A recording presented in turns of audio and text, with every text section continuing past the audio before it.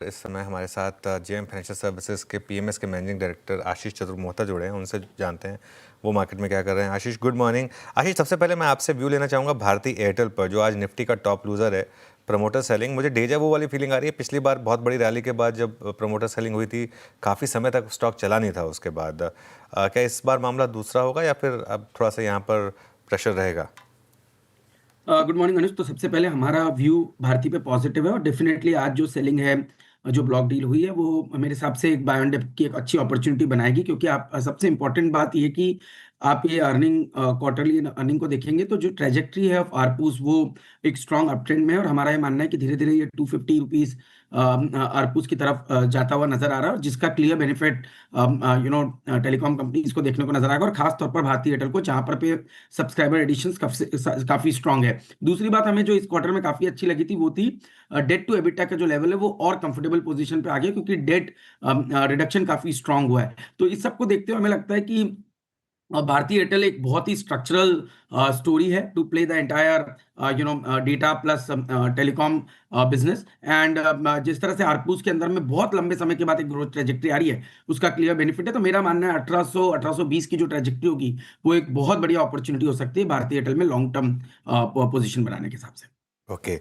दूसरा स्टॉक जो आज फोकस में है, कमेंस इंडिया। शानदार नंबर्स। शुरू में थोड़ी प्रॉफिट बुकिंग आई, लेकिन उसके बाद वापस वन वे रैली यहाँ पर स्टॉक में। इस पर क्या व्यू होगा आपका, आशीष? देखिए, तो सेलेक्टिवली हम काफी पॉजिटिव हैं पूरे जो capital goods capital goods theme के अंदर में, मैन्युफैक्चरिंग थीम के अंदर में, वहां पर पे क्यूमिंस ने बहुत ही बेहतरीन नंबर्स दिखाया। और हमने देखा भी कि अपने पीयर सेगमेंट में भी क्यूमिंस को जब हम कंपेयर कर रहे थे एबीबी सीमेंस के कंपैरिजन में, तो कहीं ना कहीं पिछले 2 क्वार्टर में एक बहुत ही अच्छी रेजिलियंस यहाँ पर पे देखने को नजर आई, और जो क्लियरली आपको प्राइस बिहेवियर में भी देखने को नजर आ रही है।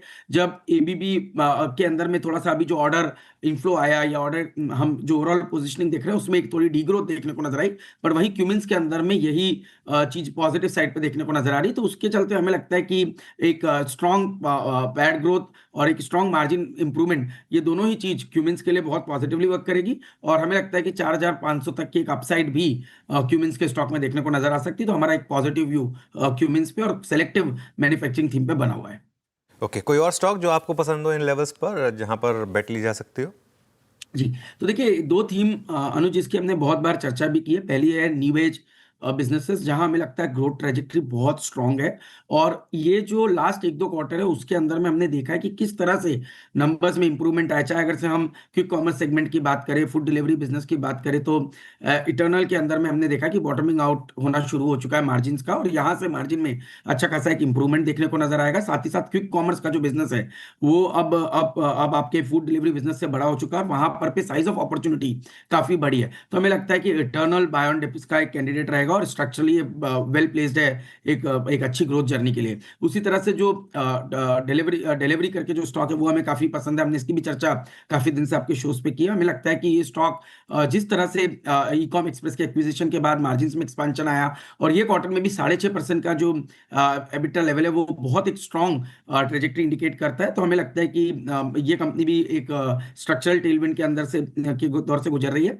और इसके अलावा हमको इलेक्ट्रॉनिक मैन्युफैक्चरिंग सर्विस स्पेस पसंद है। हमने इस पे भी समय समय पर सिरमा, एम्बर और डिक्सन जैसे स्टॉक्स की बात की। अब हमें लगता है कि खास तौर पे ट्रम्प टैरिफ के बाद जो एक चीज देखने को नजर आएगी वो आएगी, इंडिजनाइजेशन का कंटेंट बहुत बढ़ता हुआ नजर आएगा। जैसे कि डिक्सन के अंदर में एक समय पे वैल्यू एडिशन का जो पोर्शन था वो 10-15% था, आज वही नंबर 40-45% तक जाता हुआ नजर आ रहा है। तो जैसे जैसे ये कंपनीज अपने वैल्यूएशन करते जाएंगे, यहाँ पर पे मार्जिन में एक अच्छा इंप्रूवमेंट देखने को नजर आएगा। और क्योंकि अब मुझे लगता है ये जो टैरिफ है ये कहीं ना कहीं एक बहुत ऐसा की इवेंट हो चुका है जिसको हम कहेंगे एक्सीलरेटर के तौर पे काम करेगा, जो क्लियरली डिक्सन, सिरमा, एम्बर जैसी कंपनीज के लिए काफी पॉजिटिव और लॉन्ग टर्म टेलविंड क्रिएट करेगा। अच्छा, आशीष, बहुत संक्षेप में अभी पोस्ट पॉलिसी आप लोगों ने बैंक्स को कैसे अपने पोर्टफोलियो को रिवाइज किया, या फिर प्लेसमेंट आपकी पीएसयूज में और प्राइवेट बैंक्स में कैसी है? इस वक्त क्या ऐड किया, क्या डिलीट जी, किया? नहीं, तो यहाँ पर वीरेंद्र आपने बहुत अच्छा क्वेश्चन किया, और हम बहुत सेलेक्टिव रहे अपने पूरे प्राइवेट बैंक और पीएसयू बैंक के सिलेक्शन में। तो अगर से आप देखेंगे हमारे पोर्टफोलियो में प्राइवेट बैंक में जो 2 स्टॉक बने रहे वो रहे एचडीएफसी और आईसीआईसीआई, और ये लंबे समय से बने रहे। और हमने ओवरऑल कोशिश की कि दूसरे जो प्राइवेट बैंक है उससे अभी थोड़ा इस समय पे दूरी बनाई रखी, क्योंकि हमारा ये मानना था कि जो जिस तरह से इंटरेस्ट रेट के अंदर में चेंजेस देखने को नजर आ रहे हैं और जिस तरह से अभी क्रेडिट क्वालिटी के कंसर्न्स देखने को नजर आ रहे हैं, उसको देखते हुए हमें लगता है कि आईसीआईसीआई और एचडीएफसी ये दो ऐसे बैंक है जो बहुत वेल प्लेस्ड है इसी किसी भी अनसर्टेनिटी को डील करने के लिए। प्लस जो वैल्यूएशन कंफर्ट है पूरे प्राइवेट बैंक में, हालांकि वो वैल्यूएशन कंफर्ट काफी अच्छा है क्योंकि आप देखेंगे पूरा private bank 2 time price to book पे ट्रेड कर रहा है, बट ये दो बैंक हमें एसेट क्वालिटी के टर्म में काफी अच्छे लगते हैं। और पीएसयू बैंक में भी हमने दो थीम के थ्रू इसको प्ले किया। पहले स्टेट बैंक ऑफ इंडिया, जहां पे हमें लगता है कि ये stock below one time price to book पे एक्स सब्सिडरीज वैल्यूएशन के सामने, तो यहाँ पर पे एक वैल्यूएशन कंफर्ट काफी अच्छी है। दूसरा पीएसयू बैंक को प्ले करने के लिए हमने पीएसयू बैंक का ईटीएफ लिया rather than buying smaller PSU banks, तो हमें लगता है इससे हम रिस्क को काफी अच्छी तरह से डाइवर्सिफाई कर पा रहे हैं। ऑल राइट आशीष, बहुत बहुत शुक्रिया आज हमारे साथ जुड़ने के लिए धन्यवाद। और इन सब स्टॉक्स पर बात करने के लिए। मार्केट अभी भी डे लो पर 24,400